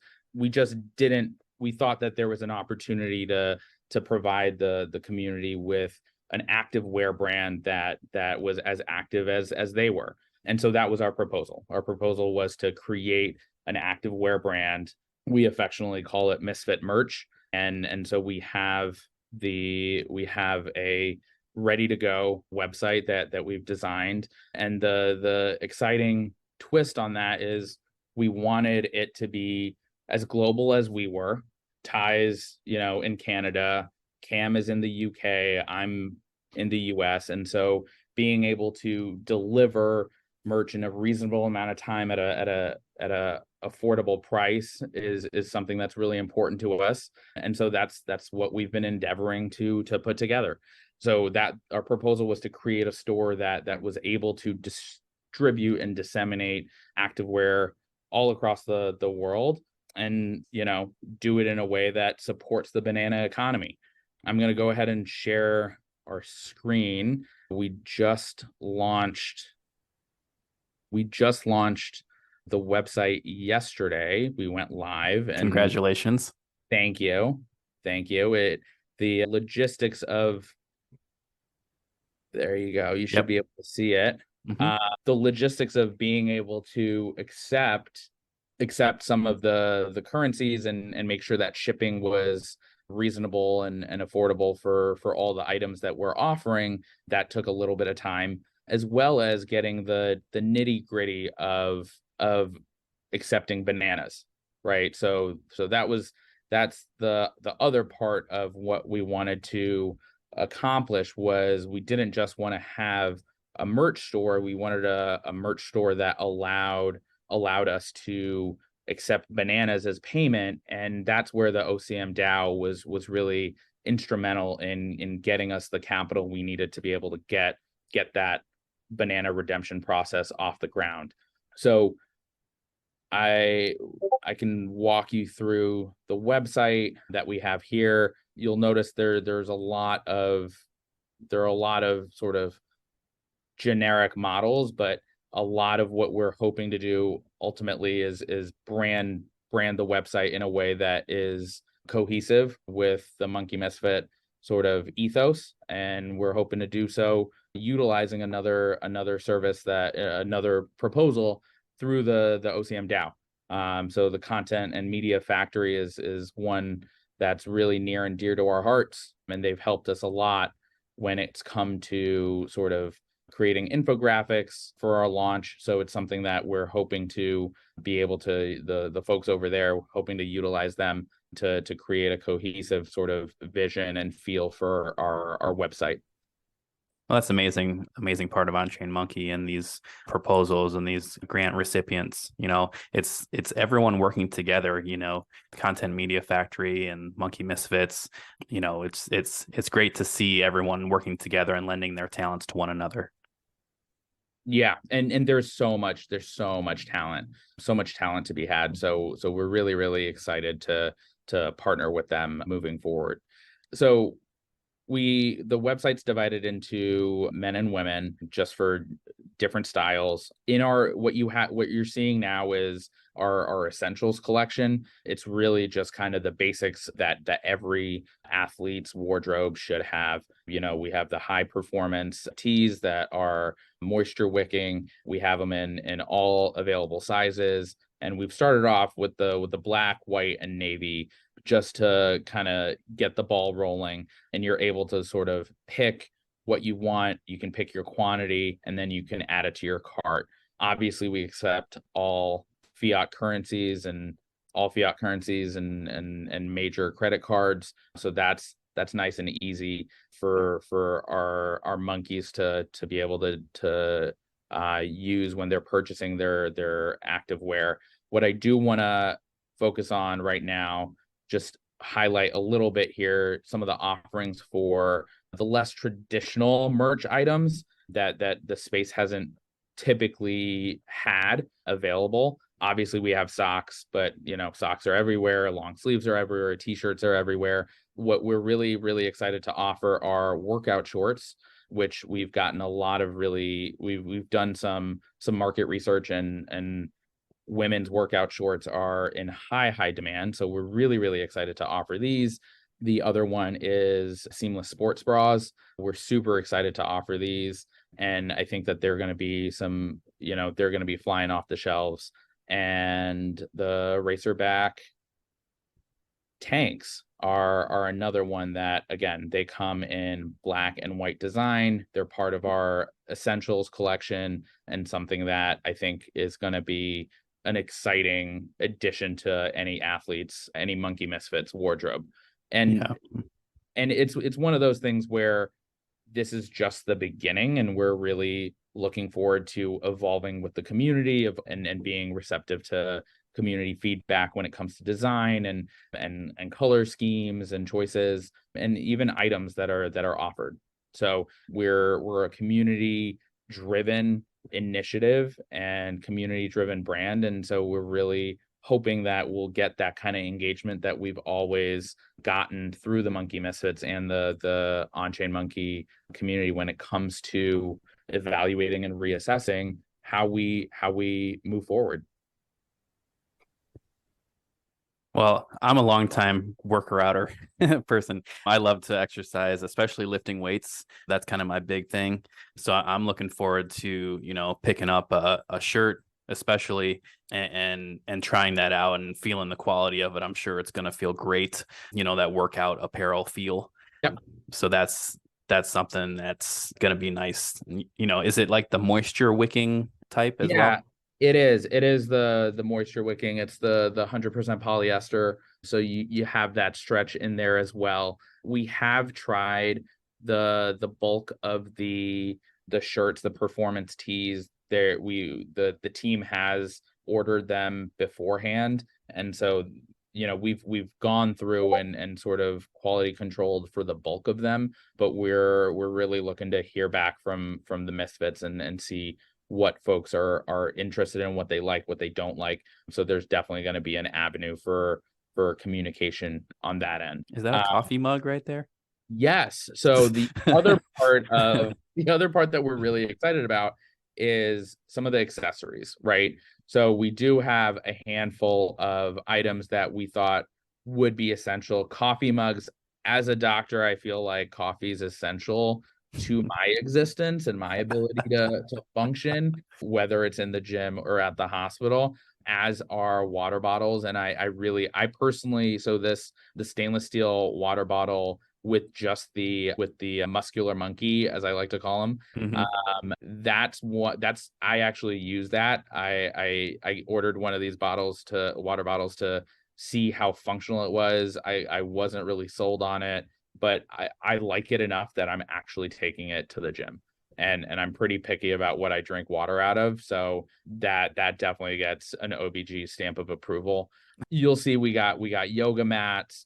We got, Post-its. If you got a workout of the day, we have a lot of folks who, like yourself, are into weightlifting, and they'll slap up, the workout, the reps that they're doing, and just as a reminder. So we have those if folks want to pick those up.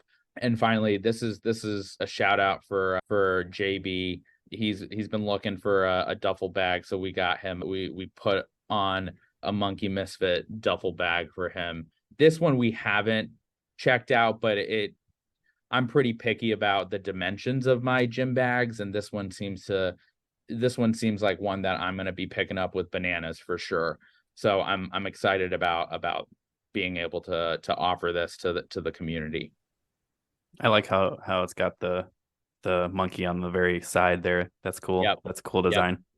Yep. Yeah, it's one of those things that I don't really want to be putting out anything that I wouldn't walk around with.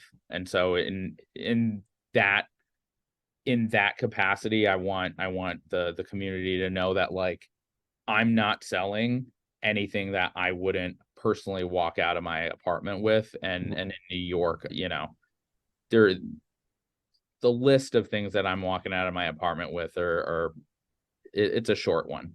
Yeah. But yeah, the last part about, as it pertains to the OCM DAO, I think, the season 2's mission was to make sure that all the proposals were able to contribute to the growing banana economy.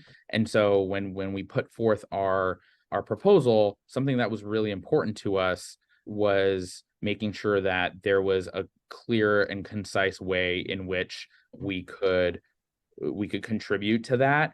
And so that's one of the things that we're particularly proud of. So I just want to spend a couple seconds just highlighting how it is that we're planning on doing that. Okay. So again, huge shout out to Felix and the Content and Media Factory. This is just an example of one of the many examples of how they've been able to help us, get some infographics together and get us ready for our launch. But this is one of the ways in which you're going to be seeing across Twitter how we're going to be making easier for folks to understand the banana redemption process. So as you can see, it really is pretty simple, right? Like we've gone ahead and made a Misfit merch Discord account. We've gotten a karma, we've attached a karma to it. So we're able to receive bananas, send bananas. And so the way that we've done it is you go ahead and friend us on Discord. While you're at it, please go ahead and follow us on Twitter. It's going to be the same handle. Once you friend us on Discord, you can go ahead and send bananas to us, right? Once you send your bananas, and the banana conversion rate that we're using, we've been following the banana trading, the banana market, if you will. It seems like the latest purchases have been around a conversion rate of 25 cents to a banana. And so that's kind of where we launch with. And that's something that we're going to be adjusting as we move forward, probably on a quarterly basis. But as you have, if you want $100 worth of banana worth of Misfit merch, then you would want to get a $100 gift card, which means that you probably need 400 bananas. So for 400 bananas, you send that to Misfit merch. We send you a gift card within 24 hours for that for that amount, for the $100, and you can use that gift card at Monkey Misfit just like you would any other gift card. That's really awesome. I love that. It's like we try to make it as simple as possible. We don't want your name. We don't want your address. We would love your email, and we'll talk about that. We'd love your email so that we can send you a receipt of your gift card, as well as email any like collections that we're going to drop. Here's some alpha for you guys. This is not the last collection, and it's not going to be, we're not dropping collections once every 3 months. There's going to be merch that's going to be dropping pretty regularly. So great. There's definitely going to be an opportunity for folks to use their bananas, and we hope that folks are able to use their bananas in a way that's meaningful and simple. So keep an eye out for, I'm going to go ahead and stop sharing this screen, but this graphic is going to be over Twitter in the days to come. And hopefully you guys will, find it helpful and simple to be able to use those bananas to pick up some of this activewear. Oh, I'm going bananas right now. I just love the simplicity of it. How easy it is to use the bananas and get them circulated around. I think it's fantastic. And I think a lot of monkeys are going to want to do it that way. They have all these bananas just, growing in their account, and they want to use them. So I think this is going to be a perfect avenue to do that. I agree, Ken. I think it's the more opportunities we show for use of bananas, I think the better off the economy is going to be. I do think that, when you start to show that there's value in these bananas, people are going to want to start accumulating them. And hopefully, you're going to have folks who are going to want to buy this merch with fiat, because they don't have bananas. Right. And so we're hoping for demand on both sides. But yeah, I'm really excited. It's an exciting experiment that we're really hoping will kind of take off and we'll have the community support. Well, we're loving it. Thanks for sharing that. The last thing that I want to say, because the DAO proposal that we got funding for, because I'm all about transparency and I'm all about making sure that folks are aware of where the dollars went. Again, just to remind folks at home, it was a 5 ETH allocation. One of those ETHs were for the 3 guys, so myself, Cam, and Ty, for operational expenses. 3 ETH were for the liquid capital when it came to helping start up the banana redemption process that we just went over. And the final ETH is to be used to secure charity runs. And that's really important. And I want to put a quick plug in where we're in the process of working on getting 10 monkeys into the Disney half marathon in Orlando in January 2024. So the goal is to be able to get 10 monkeys, run the half marathon with Misfit merch to benefit AT Children's Project. And we're really, really looking forward to being able to sponsor them with that last ETH of funding that came from the OCM DAO. So again, another way to help raise and elevate the activewear brand beyond our little community, in hopes of trying to make it something that we can then go to projects outside of our community and say, hey, look, this is what we've done. This is what we've done with bananas. This is what we've done with activewear. We're happy to do it, and do it for your community as well, both in a way to give back to the Monkey Misfits, but also to the OCM DAO, hopefully in a sustainable manner. Yeah, I can already think of one Monkey Misfit who's down in Florida who runs all the time. Healthy. You and me both, my friend. Yeah, so that'll be a great initiative. That'll be a really cool event. Yeah. Yes. Yep. Looking forward to it. Great. Love all of it. So thanks for sharing all that. So I was also part of a team that was spearheading organized community-led events for the on-chain monkeys that were coming to New York City in April 2023. NFT NYC was going on for 3 days, from the 12th of April to the 14th of April. And one of the things that I really loved about other NFT projects and seeing what they were doing, even though I wasn't involved, was seeing how much activity they had and how they moved around as groups. And so that was one of the things that I wanted on-chain monkeys to have when they came to my hometown. So myself, JB, and I Dream in Pictures, we sort of spearheaded putting together a set of events over the course of these 3 days that would bring us together as a community, while also sort of creating some hype and FOMO for folks that were not necessarily in our community as folks went around NFT NYC. And as you can see, we created an events calendar just to kind of have a graphic that made it easy for folks to reference. We started off with, obviously Monkey Misfits taking a chunk of the morning. We met up every morning, made sure we got our run walk in around Central Park, followed that up with breakfast mix and mingle, where folks would get together regardless of whether they got together for the Monkey Misfit run. And then in the middle of the day, we had a variety of sort of cultural activities that are unique to New York City, whether it be walking around Central Park with a guided tour, going and visiting some NFT art museums, walking the High Line, or going down and visiting the 9/11 memorial at the Oculus. So these are just some of the activities that we did. Obviously, none of it is mandatory. There were all stuff that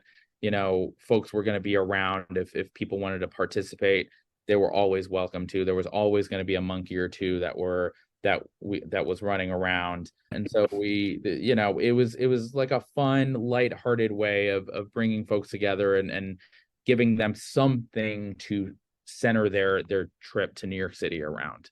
And I thought it was a pretty excellent time, if I may say so myself. Well, I can definitely back that up. What was your favorite time? I'll just start. That was my very first time in New York City. And so I thought, hey, I'm going to go check out New York and hang with my monkey friends. And yeah, the swinging into the Big Apple monkey style, that was great at the Haven rooftop. Fantastic event there. Met a ton of you guys for the first time. And then going to the Monkey Misfit the next morning. That was great. The weather was beautiful, and we just saw all the sights and we're shouting "Rise" in the streets. It was really fun. So the weather was really nice. I mean, we got really, really lucky. I mean, the weather was fantastic, both for the happy hour, being able to be on that rooftop and listen to the sweet, sweet vocals of Violetta Zeroni, but also like for the mornings. I mean, I could not have asked for better running weather. So I think the monkeys definitely got to see New York in all her splendor. So I was excited about that. Yeah, I wish I could have stayed longer. I was there Wednesday and Thursday, couldn't stay on Friday. But yeah, I definitely appreciate how everything was structured, all the events, how they were just well put together, well thought out. I really appreciated just having to show up and everything was taken care of already.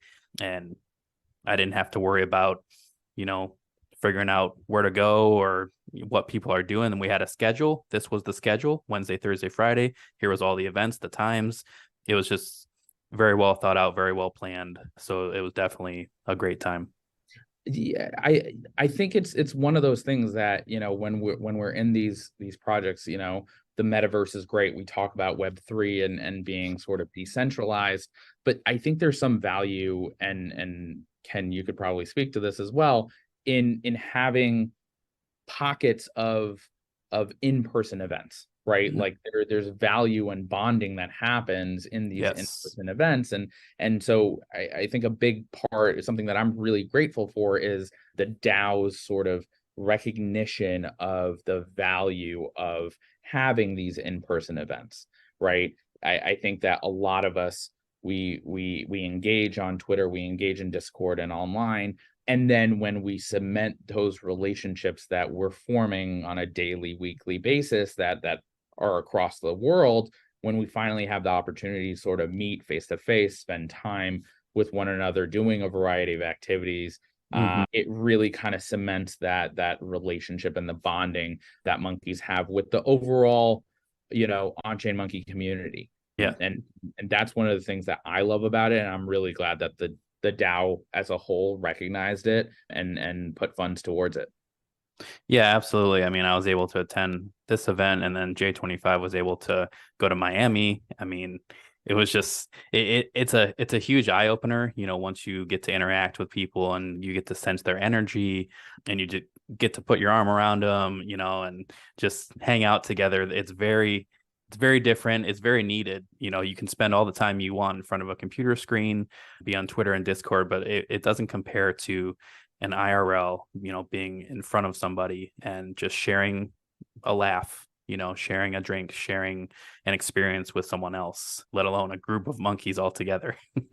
Really? Yeah, it's a game changer. It truly is. And I'll never ever regret going, and I look forward to the next event that I get to go to as well. Yeah, absolutely. I definitely echo those sentiments, Ken. Definitely echo them. Yeah. Well, excellent. Well, thank you for showing us this and everything that you've been doing for OCM, and it's just been incredible. It's inspiring. It's helping motivate people across the globe to exercise, to get in shape, to keep their physical body, their mental abilities, emotional. You guys aren't just about, physical staying in shape. You want to help the whole person, and that's something that's really important as well. So thank you for coming on and sharing all this. J25, did you have anything to add before we wrap up here? I just wanted to thank you for your time and just echo those sentiments. The IRLs have been definitely eye-opening when I was able to go to Miami, and just looking forward to when Ken and I can hopefully link up and other events to come. So thank you. Thanks, guys. And I just want to say, Ken, J25, Ken, I just really love what you guys are doing with OCM Magazine. Like I love the quality and the thoughtfulness of this publication and what you guys are putting into it. I think collecting our stories and putting them in a way that creates that content so that we can go out and share our experiences is really valuable. And I think you do a great job of it. So just want to give you a thank you myself for putting the time and energy and effort into making this just a quality experience and contributing to the community yourself in a way that, I can't. There's no way that I could do what you do. Yeah. So I really appreciate you, man. That means a lot. It truly does. So it was an honor to have you on today, and looking forward to linking up again very, very soon, and for getting some of that amazing merch as well. Absolutely. Talk to you guys soon. Thanks so much for having me, guys. So the last thing I had is, can you give any advice for both like existing projects that are already currently going, and also perhaps those people who are looking to get funding from the DAO? Maybe some advice that you can give both of those types of people. Yeah, I mean, I think a lot of the projects that have been successfully funded are known community members. So, they've almost started doing maybe what they said they were going to do before they even put the prop in, or they've done some steps towards it and they've kind of shown some progress. And then I think, if you're known in the community, then it's more likely that people will, want to fund because they know where their money's going. So take action first is what you're saying. Yeah, take some action, show that, or like show that you've done it before, or that you're going to do it, or you can do it well for the community. I think that always helps. Trying to be pretty specific on what your action items are, what your goals are going to be, always helps to be, sometimes we've gotten some proposals, which I think are pretty vague around sponsorship or something. And, I think we always encourage people to think about, like, how does this benefit our holders? So, at the end of the day, I think people have a lot of good ideas, but, is this going to help the on-chain monkey community? And if you can think that way when you're kind of writing your proposal, it will help people to see the value in what you're looking to do and hopefully get funded. Well, Amanda, thank you so much for your time today and for helping to organize the OCM DAO. It's just been great to see all these proposals and projects, coming to life. And we're really looking forward to season 3 and just more amazing things happening with the OCM DAO. So really appreciate your time today. Thank you, Ken. Appreciate your time.